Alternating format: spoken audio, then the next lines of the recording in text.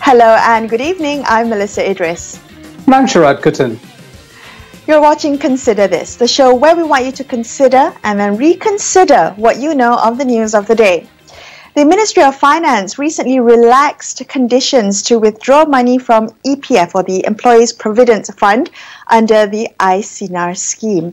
Now, this has prompted some 30% of active EPF members, that's just about 1.6 million people, to have emptied their retirement accounts, save for just 100 ringgit.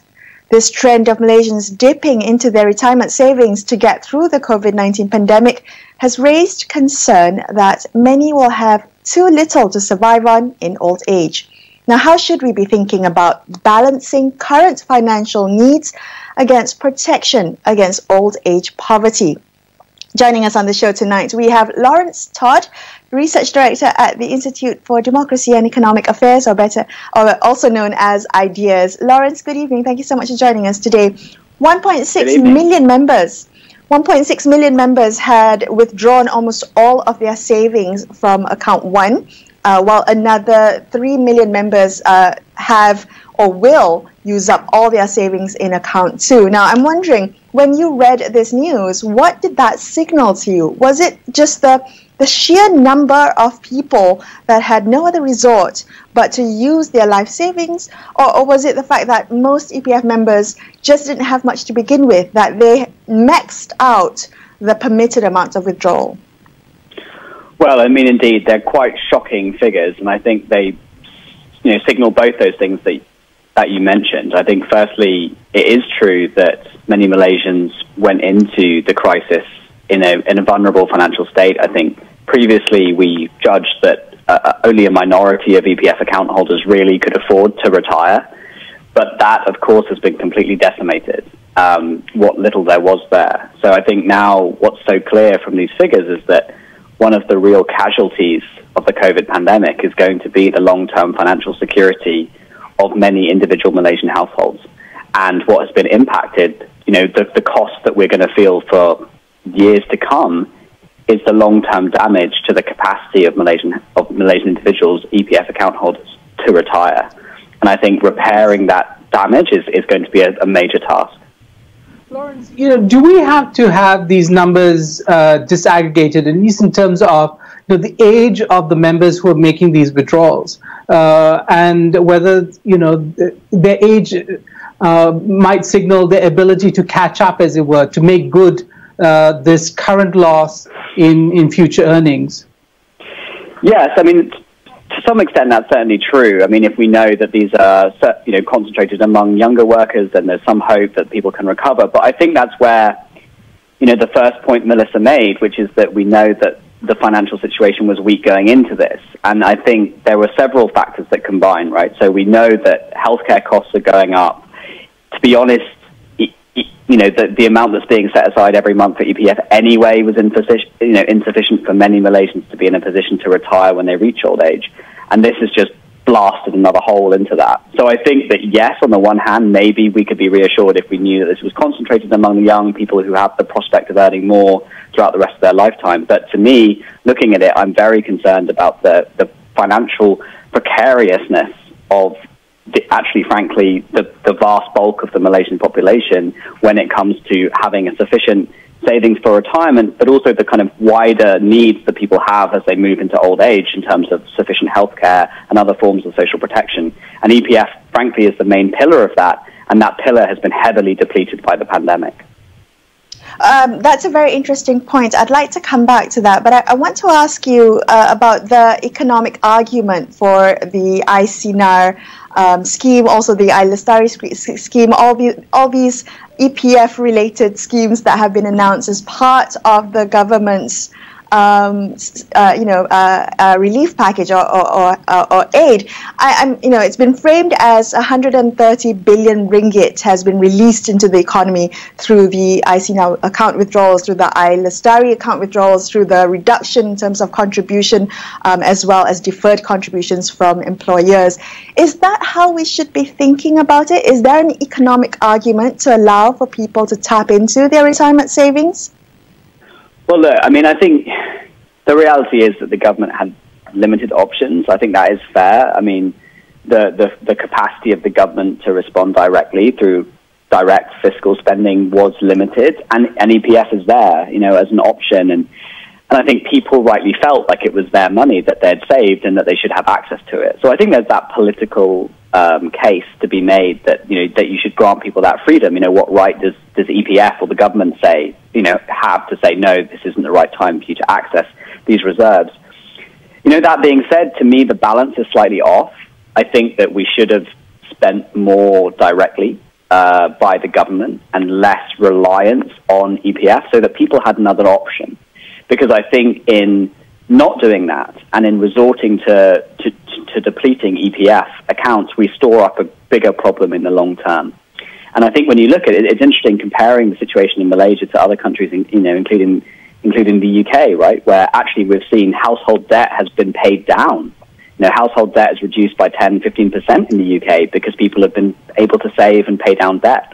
Whereas in Malaysia, I see quite the opposite. People have lost their savings and household debt has got worse.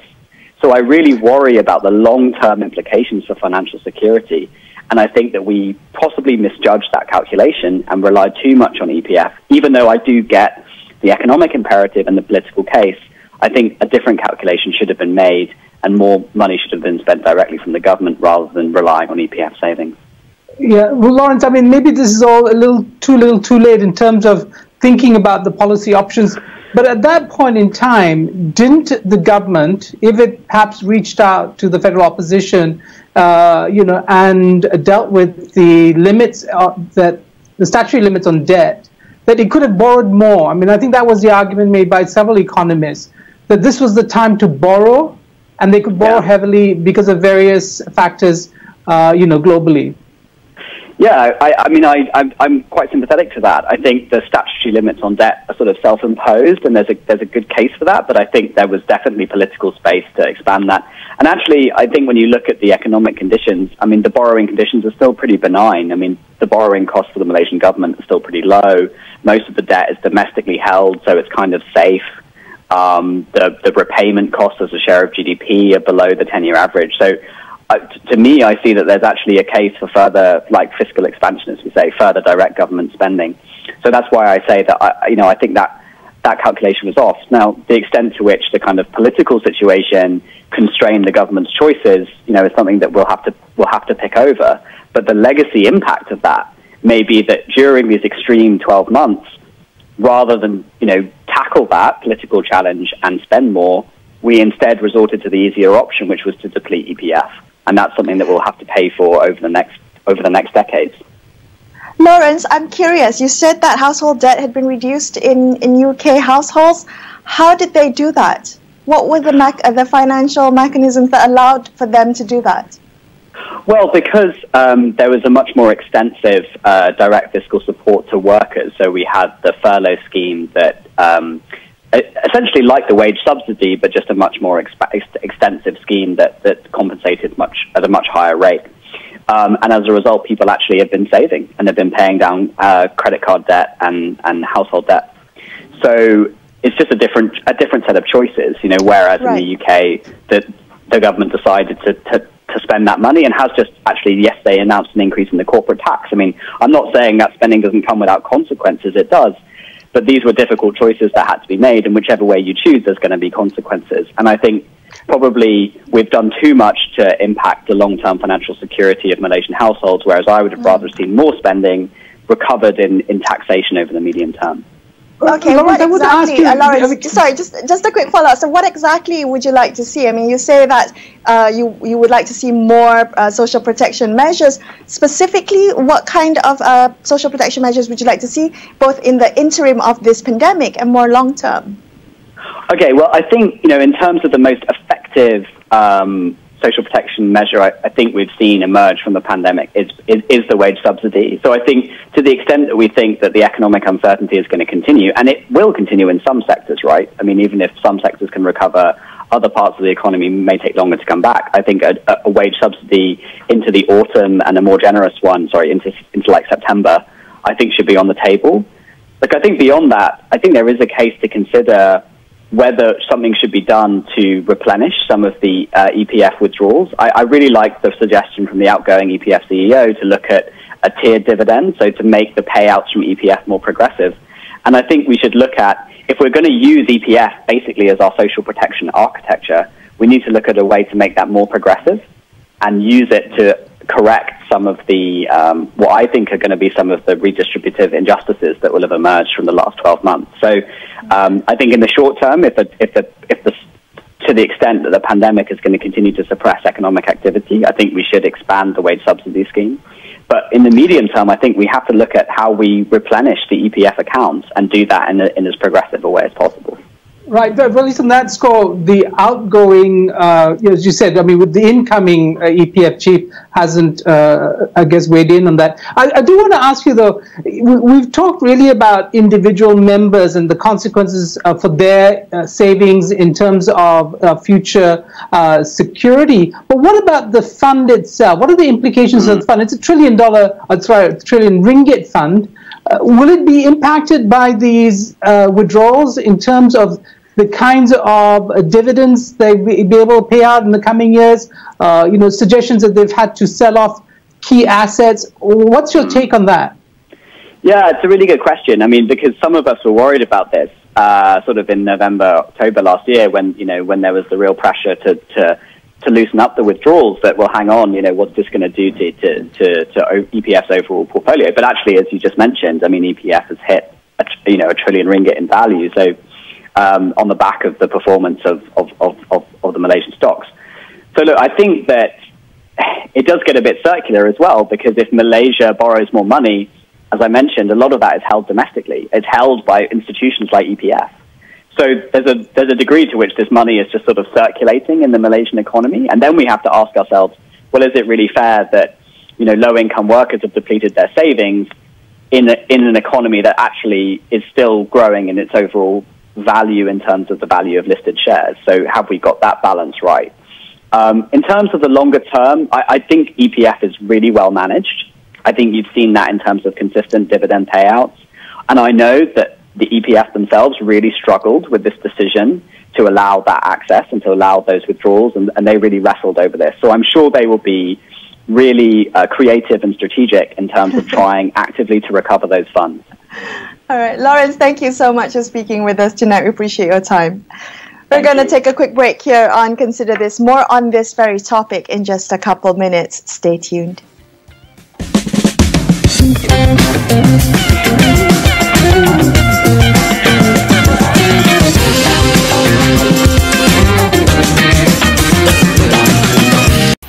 Bila sentuh soal berita, tiada masa untuk tunggu. Kepada anda kami bawakan fakta, susulan dan kupasan yang terkini. Tiada drama dan tiada pengulangan. Usah tunggu lama-lama. Awani 7.45 lebih awal dari biasa. Kini berwajah baru. Ini pula susulan khas pesawat Back Air di Kazakhstan. Pesawat berkenaan dilaporkan tergelincir 2 kali. Notifikasi berita terkini dan navigasi mudah. Podcast dikemas kini dengan berita dan program. Rebirth, Reformasi, Resistance and Hope. Serta video tanpa had dengan scroll tanpa henti. Buat turun aplikasi baru Astro Awani sekarang. Gagalan Kerajaan Persekutuan tunai janji melaksanakan projek baik pulih sekolah Daif turut diulas Menteri Muda Pendidikan dan Penyelidikan Teknologi Dr. Anwar Rapai. COVID-19, 2 lagi kes disyaki atau PUI direkodkan di Sarawak. So hopefully kita akan mendapat kedudukan yang lebih baik di masa-masa akan datang. Udang geragau atau bubuk dalam bahasa tempatan terkenal sebagai bahan utama dalam pembuatan belacan atau cencaluk.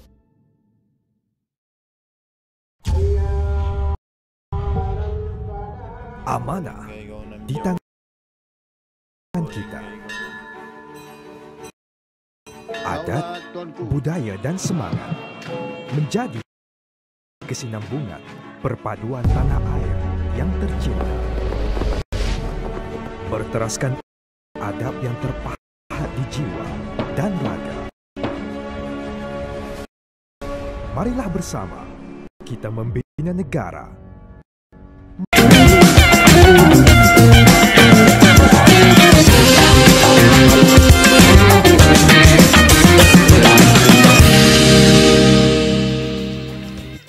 Welcome back to Consider This. I'm Melissa Idris. With me is Sharad Kutim. Before we continue our discussion about the ICNR scheme under the EPF with Professor Jeffrey Williams of the Business School at the Malaysia University of Science and Technology. He joins us on the line now. Let's continue this conversation. Jeffrey, good evening. Thank you so much for joining us on the show today. Now, I'm wondering, first off, what you made of that news, when the news came out that 30% of active EPF members have essentially emptied their retirement accounts, save for just 100 ringgit. What did that signal to you? Well, actually, we were expecting it, and I had spoken quite a lot about this at the time when the idea of mass EPF withdrawals was first discussed around the time of the budget. And it appeared very clear to me that if this mechanism was used, there were going to be millions of people who would wind up with, as we call it, $100 pensions. So it was fully expected, unfortunately. Yeah, Jeffrey, because, EPF members are not constituted of the entire workforce, and that's the other unsaid, or the elephant in the room. The millions of Malaysians who, for whatever reason, are not captured by the EPF system, and therefore their vulnerability is even more pronounced. What do you make of our kind of singular focus, as it were, on EPF and its membership, disregarding this other group of people? Well, I think it throws into quite stark contrast the issue of what Malaysia is going to do in terms of looking after people in retirement. Because as you've mentioned, the EPF has been the primary vehicle for doing this for 70 years. And the truth is we are now seeing very starkly that there are very many people who are not covered by EPF. And even if there are nearly 15 million accounts, there are only about 8 million of those accounts that are described as being active contributors. And now we know that even amongst those 8 million account holders, there will be many millions, perhaps 3 million in account 2, which will have no balances at all. And there will be very many people outside of the pension system completely, particularly people now who have moved into more precarious jobs, more, we call them the precariat, more into informal jobs, people who have lost their jobs and are taking on part-time work or informal work. They are likely, if they had an EPF account before, they're likely to now suspend their payments into EPF, or if they're coming out of schools or universities and colleges, going into the workforce, very often they're likely to go into these informal jobs and they won't have EPF coverage at all. Now, I know that the government has made some effort recently to try to encourage people in these more informal gig economy type forms of work to start making a payment into EPF and SOSCO and so on. But the fact is that their incomes are really rather low. And I don't think it's necessarily because they are being feckless or because they're lazy or they don't want to pay into the schemes. I think, unfortunately, because the incomes of people in these gig economy type work, it means that they don't really have very much money to spend to spend on their pension or to put into their pension. And now, because people are using this, firstly the iLestari and now the ICNR to withdraw money from their accounts, we're seeing that many people will wind up with nothing, unfortunately. And this is going to be a very large number of people It's not a small number at all. It's a very large number of people. And that's going to have the implications. How are you going to deal with that going forward? And as far as I see it, there is no plan. Well, Jeffrey, I mean, this may seem like a bit of a basic question, but I think it's one that needs to be asked. Lawrence, when we spoke to Lawrence a little bit earlier, he alluded to the debate around ICNAR when it was first announced. I mean, what right, to quote him, he said, what right does the government have to say that you cannot access your own money? And that was some of the arguments that were put forth in the early stages of ICNAR. I'm wondering about retirement sufficiency. Why is it that it's the government's why is the onus on the government to ensure that the people have sufficient funds for retirement? Well, because in any developed economy, any sophisticated, mature developed economy, leaving retirement income to the individual through savings or through personal investment in a private pension scheme leads to massive under-provision. I mean, I'm a market economist, but even I will admit that if you leave things such as pension provision to the individual or to the private sector, you will always find people who wind up with nothing. And that's why there is always a role for the government in providing pension funds. And we have known this for many hundreds of years, actually. The first pension funds in the United Kingdom were introduced more than 100 years ago. And it was because we were finding that there were very large numbers of people who were finishing work, unable to work because of their age, because of their health, and who were living in abject poverty because they just simply hadn't been able to make sufficient savings during their working life. And that was often because their salaries wouldn't allow them the space, the scope, to make consistent payments. And that is a market failure. And therefore, there is, as a general rule, there is a scope within a social market environment for the government to make an intervention. Now, there are different ways that can be done. There are many, many different ways that can be done. And what we're seeing... Right, Jeffrey, so exactly that, on that point about what can be done, what are the policy options, what have we learned over the last 50 years in terms of the welfare state, and so on. I mean, when you look at Malaysia, do you see a kind of social democratic consensus that undergirds the kinds of policy options available to government to kind of, if the point now is to build back better a social security system? Well, I mean, we have been discussing these issues, myself and some of my colleagues have been discussing these issues in terms of a social market economy framework for the last 10 years. And I have to say, with complete honesty, despite the work that we do and despite the advocacy of this approach, there hasn't been much of an appetite in the past. But then we have never faced this type of crisis.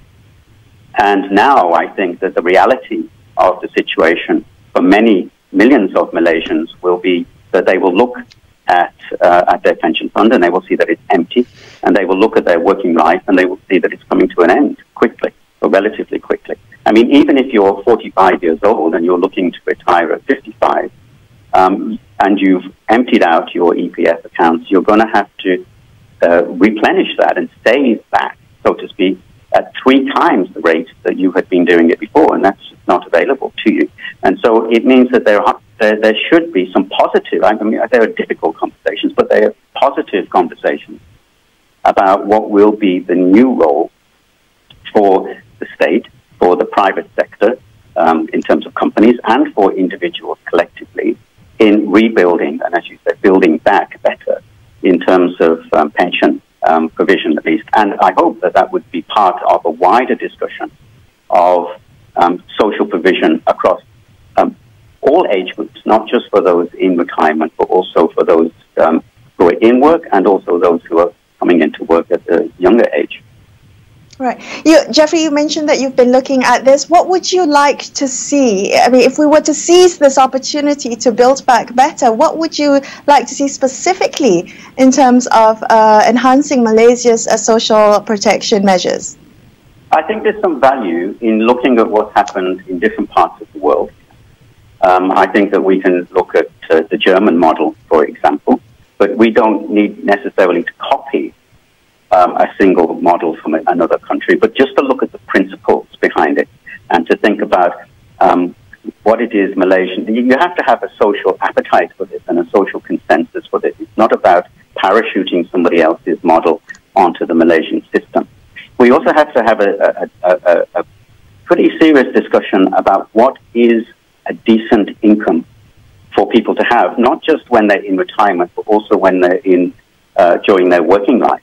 And I'm not talking about a minimum wage. I'm talking about a minimum living income. Now, Bank Negara have already made calculations as to what that would be. The Department of Statistics have already made calculations as to what that could be. The government has already indicated that they're interested in thinking about a minimum living income level. And that would mean applying that for people in retirement. And once you get the minimum income, and once you get an idea of how long they will be in retirement, that will give you an idea of how much the economy needs to save. And this saving will have to probably be a combination of government support, support from private businesses, and of course individual saving, but done in a tripartite way, not just relying on one of those three groups. Jeffrey, you mentioned tripartite, and it's very interesting because one component, stakeholder in many tripartite corporatist models is a strong trade union movement, and that's not available in Malaysia. Well, Malaysia does have a trade union movement, and I know from speaking to people within the trade union movement that this is something that they are really very interested to support, and perhaps it would give the trade unions a much more positive role. The trade unions in Germany, for example, are not characterized as being troublemakers or people involved in industrial disputes or people that companies want to avoid. In fact, they're considered to be full partners in the employment process, the industrial process, the service process. And I think that Malaysian unions, both in-house unions, but also the MTUC, for example, would have a role to play in this. Of course, it does involve a dialogue that will change the way that people think about the role of trade unions. But perhaps now is the time to do that because, looking where we are now and where we were last year, things have changed tremendously.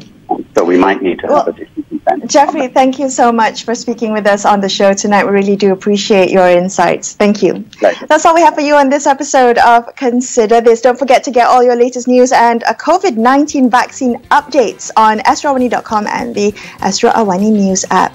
Thank you so much for watching. I'm Melissa Idris. And I'm Sharad Kuttan, signing off for the evening. Thank you and good night.